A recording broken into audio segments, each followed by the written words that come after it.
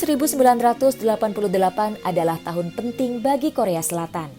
Selain menjadi tuan rumah Olimpiade, setahun sebelumnya terjadi perubahan politik besar sehingga banyak mempengaruhi kehidupan Korea Selatan yang baru. Serial Reply 1988 adalah kisah 5 keluarga dan anak-anak mereka yang bersahabat. Kelima orang tua berkawan dan saling membantu mengatasi kesulitan masing-masing. Perkawanan para remaja meski diwarnai persaingan cinta, tetap mementingkan persahabatan mereka. Suasana protes mahasiswa dan keterlibatan salah satu anak dari keluarga di dalam unjuk rasa itu adalah latar belakang yang menarik. Tetapi, kisah utama serial ini lebih kepada persahabatan kelima keluarga yang hangat, sekaligus lucu dan menyenangkan. Apa kata aktris dan produser Dian Sastrowardoyo tentang serial Reply 1988? Ikuti diskusinya dengan layar bersama Leila Hudori.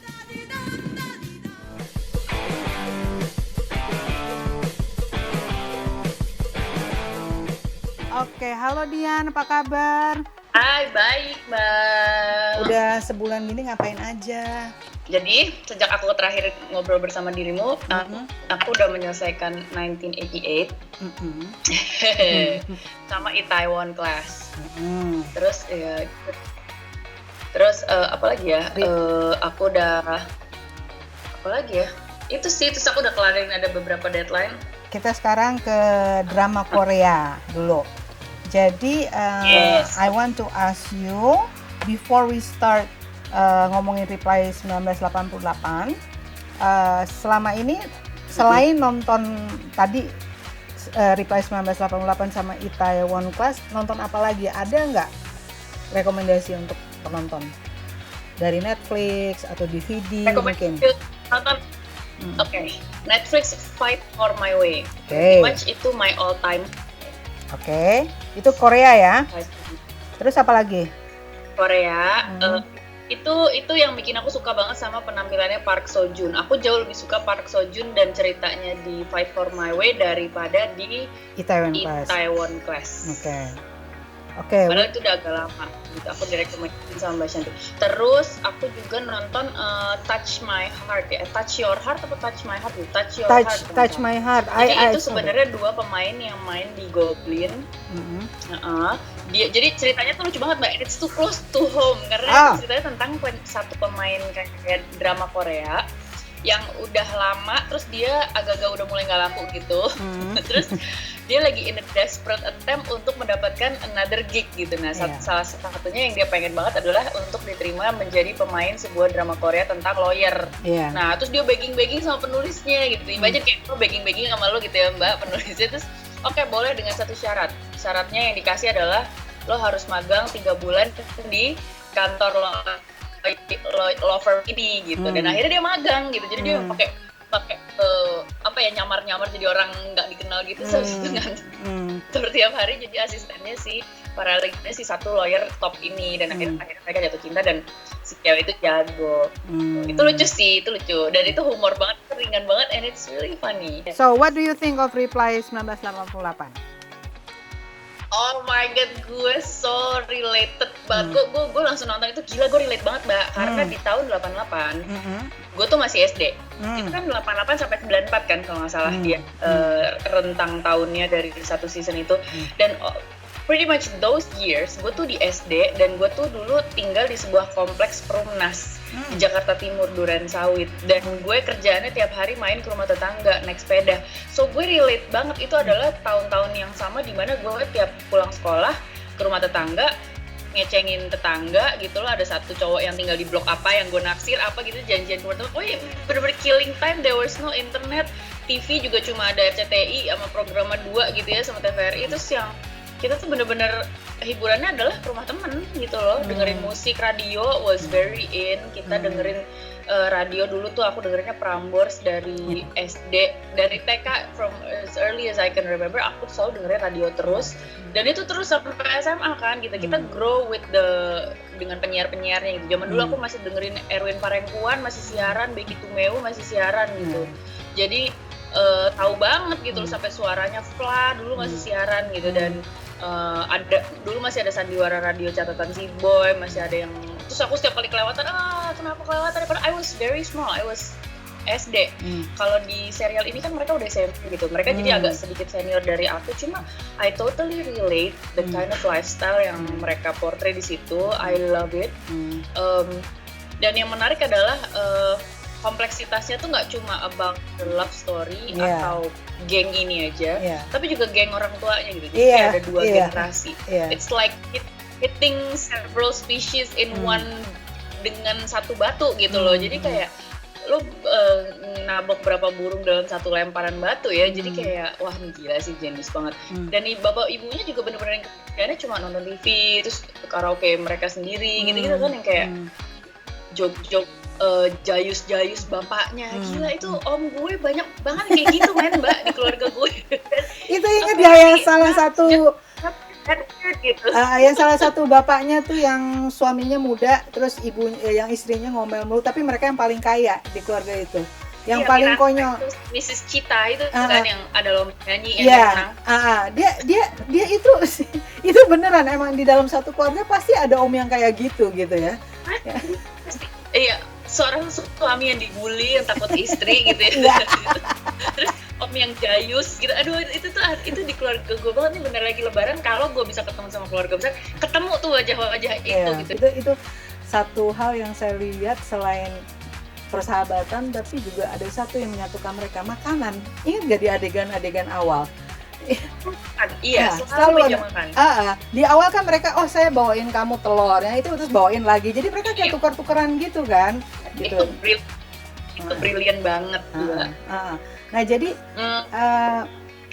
aku sih merasa ini agak beda dengan drama-drama Korea lain yang saya udah nonton. Mereka tuh ketika ngobrol, ketika ngomel, ketika marah-marah, ingat gak tuh antara adik kakak tuh kan, yang satu kakaknya pinter banget, si Bora itu, yang tapi galaknya yang galaknya setengah mati, adiknya bego banget. Yang peran utamanya kan adiknya sebenarnya siapa sih namanya tuh? Doksun itu kan, yang agak-agak not really pinter lah secara akademis. Tapi dia ternyata care sama semuanya. Dan dia tapi paling cantik lah gitu ya. Dan dia diperebutkan oleh cowok-cowok itu. Terus satu hal saya lihat ini nggak terlalu fokus ke cinta. Ada gitu sedikit, tapi nggak, kan kalau drama Korea yang lain tuh cinta yang paling penting gitu. Terus lebih kepada persahabatan sama keluarga gitu ininya cerita di sini. Itu yang ini loh mbak, jadi zaman itu kan mereka masih semuda itu tuh SMP ke SMA ya. Terus di zaman itu dan kita sebagai orang-orang Asia sering banget tuh kisah cintanya kayak gitu. Jadi nanggung gak jadi gitu nggak. Jadi kayak udah suka tahu sama-sama tapi nggak ditembak-tembak kan, nggak pacaran. Dan itu berapa tahun gitu, rentangnya 5 tahun 6 tahun. Kenapa enggak? Pas ditanya pertanyaan ya takut awkward aja kan, kita temenan. Jadi kayak itu happens banget. Gila, gue relate banget sama itu semua mbak, karena gue selama gue SMP, SMA di tahun-tahun itu tuh SD, SMP mungkin suka lama gitu, tapi akhirnya nggak jadi-jadi gitu. Teman gue sama teman gue yang satu lagi, atau misalnya gue sama orang yang gue suka gitu nggak jadi-jadi karena emang udah terlanjur teman. Think it's normal gitu loh. Kayak nggak harus dijadiin gitu. Kayak intinya suka aja gitu. Terus udah kayak ya gitu loh. They're quite happy with status quo gitu loh, yang nggak jadian juga. So apparently they're quite happy and they have a sufficient support system sehingga love relationship tuh kayak nggak sesuatu yang urgent gitu loh. Jadi nggak apa-apa kok gue jomblo gitu ya. Toh gue I have this support system of friendship sama tetangga yang udah jadi kayak extended family ini gitu. Dan itu mereka kan begitu banget loh, sampai aku lihat teman-teman tarik aku juga sampai sekarang begitu, nggak apa-apa, nggak urgent juga gitu, nggak harus juga pacaran gitu loh. Terus ada highlight lain nggak? Yang menarik aku suka banget ini mbak. Jadi gini, pertama gue melihat diri gue tuh sebagai Bora. Jadi nggak maksudnya itu galak banget Bora. Keluarga nyokap gue itu tuh gue tuh sepupu paling tua dan paling bosi dan paling berhasil di secara akademis kalau di sekolah. Dan gue kan jadi benchmark kan, jadi kalau misalnya kayak gue bisa berhasil masuk Tarki, langsung semua adik-adik sepupu gue yang cewek harus masuk Tarki at least gini kayak gitu. Terus kayak gue masuk UI, berarti mereka harus rata-rata kalau bisa masuk negeri gitu ya, kayak gitu. Jadi yang gue merasa terus gue bisa kayak ngatur-ngatur ngebosin mereka itu sampai sekarang Mbak, sampai sekarang. Dan gue tahu banget rasanya jadi Bora. Ini juga tentang underlying issue, ini juga tentang your dream and your goals, dan bagaimana mereka yang kayaknya setiap hari didoain sama orang tuanya untuk bisa masuk ujian bar exam lah apa segala macam, ibaratnya kayak masuk UMPTN-nya, ujian negara, sampai akhirnya mereka skip berapa tahun ternyata yang ini udah jadi apa. Jadi intinya mereka put so much value dalam keberhasilan karir gitu, in how they should find themselves gitu. Dan itu kan selalu it's very inspiring. Maksudnya secara subliminal sebenarnya it suggest Koreans yang nonton itu bahwa terserah lo deh, lo mau academically berhasil apa enggak, yang penting lo harus tahu clearly lo mau jadi apa. Even si kakaknya si Jungwon tuh, si apa namanya tuh, pokoknya kakaknya Jungwon tuh yang pacar temennya yang agak yang dia udah 8 tahun ujian nggak lulus ya, baru keterima di tahun tapi at the end of the day dia dikasih closure gitu ceritanya dia, bahwa nggak harus kok jadi lawyer. Intinya kalau memang if you find your passion, lo kayak bapaknya si pacarnya aja yang dia entrepreneur gitu, dan jadi building enterprise from the ground up gitu. Dan menurut aku itu juga sangat encouraging ya, motivational banget gitu. Iya. Kalau soal musik kan Dian kan mentingin musik ya, selalu in one production ya, in movies, in serial. How tolerating are you with Korean soundtracks? Ya, karena aku terus terang dari produksi mereka aku suka, mereka selalu well made. Aku setuju sama Joe Taslim, aku mengutip dia nih karena pendapat dia benar banget. Korea itu biarpun mau se-popcornnya pun juga pembuatannya serius gitu ya. Jadi yang produksinya yang dianggap produksi sinetron misalnya yang wah sampai puluhan ratusan, tetap mereka serius pembuatannya. Nah, jadi kita nggak usah lah ngomongin Parasite lah ya, film Parasite, film-film yang Memories of Murder itu kan serius. Yang di TV aja pun mereka serius bikinnya.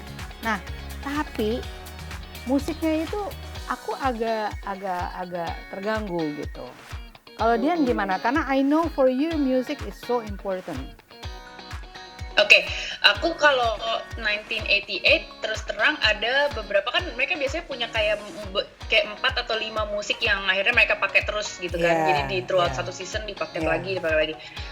Terus terang ada beberapa musik yang ada di 1988 aku sampai follow juga tuh di Spotify-nya. Jadi ada 2 musik yang aku bilang ini bagus sekali dan cukup menggambarkan masa itu. Jadi zaman itu mungkin Ikang Fauzi-nya zaman mereka gitu kali ya gitu yang dari mood-nya, dari apanya segala macam.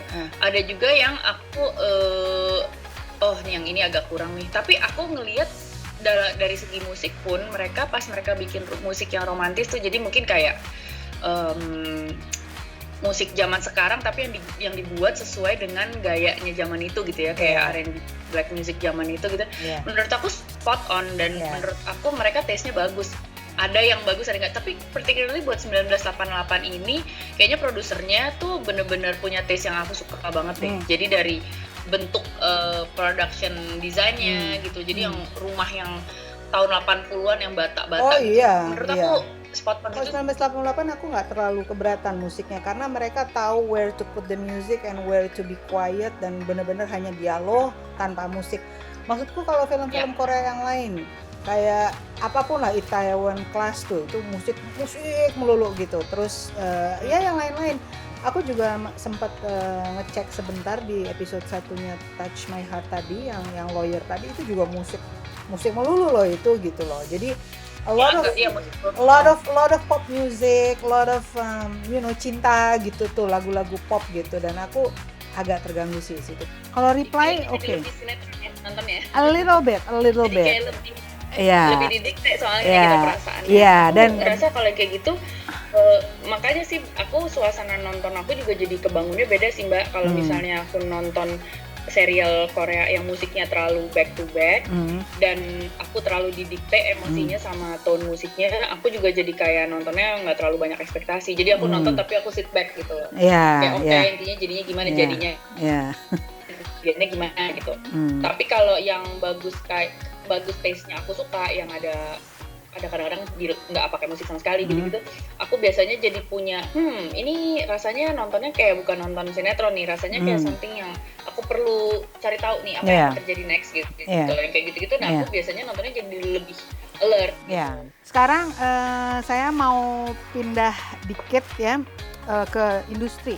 Why do you think that industri film Korea itu bukan hanya disukai di Asia, tapi di seluruh dunia gitu? Bahkan di Amerika ya udah kayaknya udah mungkin mengalahkan film-film Asia yang lain gitu. Kan Amerika kan ya mau nggak mau ya dia negara besar gitu.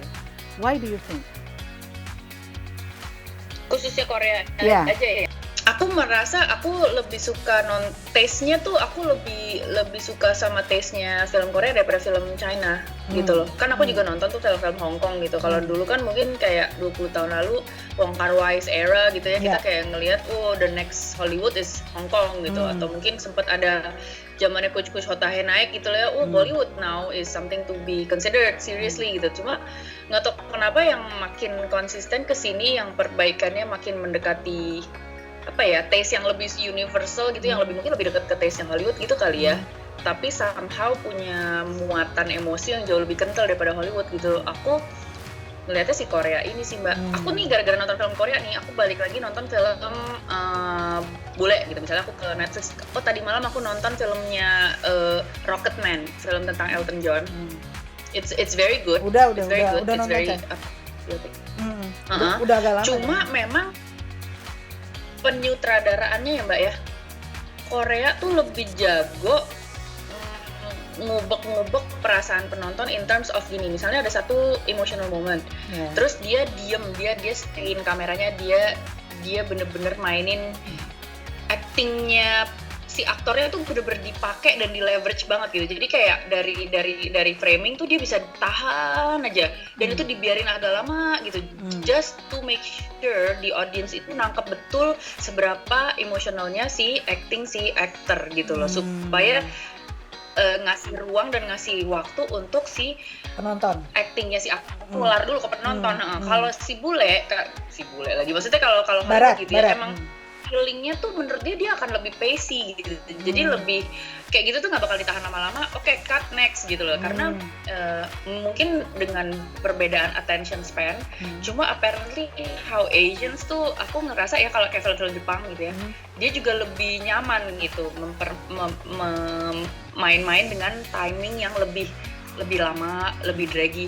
Tiba-tiba shotnya cuma gini doang, terus cuma kayak ada daun lewat gitu, jadi cuma mainin ambience, tapi itu semua mean so much untuk ngebangun si emosi yang mau dibangun gitu. Tapi well in a way tuh ada kayak plus minus ya, kayak misalnya suami aku gitu melihat aku nonton gitu, lama banget sih, mau intinya apa, mau tahu kalau dia tuh lagi sedih, ya sedih doang aja, ya udah next dong, intinya ceritanya apa lama nih gitu kan. Suami gue gitu Mbak. Sebenarnya gue udah mulai kebentuk taste gue yang mulai menarik ya caranya dia bangun kayak gini, tapi juga selalu ada paybacknya kan. Jadi kayak kenapa si sutradara Korea ini nyaman banget mainin build up dari emosi yang kayak gitu-gitu. Ternyata paybacknya adalah di ujung season atau misalnya di ujung episode, ternyata karena itu terbangun, yang ini jadi lebih ibaratnya kayak pas dipanen gitu ya, pas dipanen semua cultivated ideas yang udah di seeding tuh jadi sangat worth it gitu loh. Panen besar. Jadi seperti itu. Jadi tokoh-tokohnya jadi benar, tokoh-tokohnya jadi melekat banget sama penonton karena itu. Oke, thank you banget ya Dian ya. Makasih banget, jangan bosen-bosen ya. Oke. Jangan bosen-bosen. Ngobrol sama aku juga, aku senang selalu kalau ngobrol sama Mbak Lela. Makasih ya.